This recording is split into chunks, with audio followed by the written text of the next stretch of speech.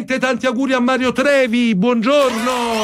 Buongiorno a voi, come stai? Allora Mario, io non potevo non farti gli auguri perché venendo in onda con noi sai che ti fanno gli auguri tutti quelli che amano la tua musica, tutta la Campania e tutti quelli che ti vogliono bene, auguri. Meno male che ci sono ancora questi affezionati e questi appassionati della nostra bella Napoli e della nostra bella città di una volta.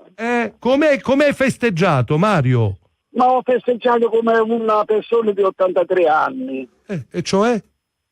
Cioè, insomma, No, siccome io mi sto avvicinando, così mi preparo, organizzo.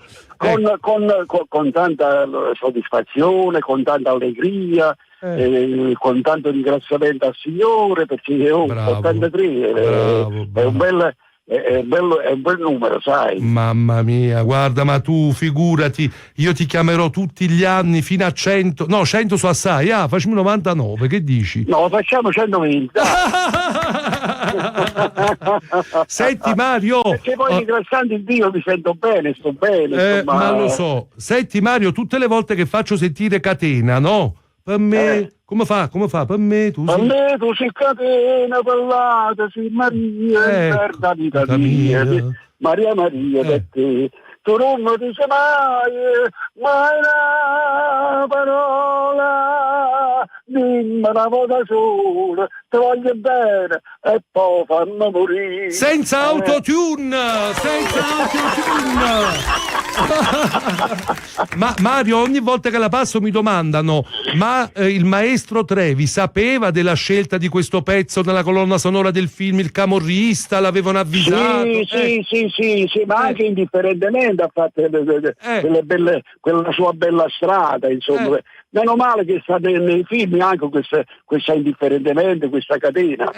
Io sono contento che praticamente ho fatto quello che ho fatto durante la mia vita, però sai con un po' di rancore oggi, sai, perché non sento più una bella canzone, non sento più che l'adoro Napoli, che l'erbi mare rinda all'acqui capito? Senti più.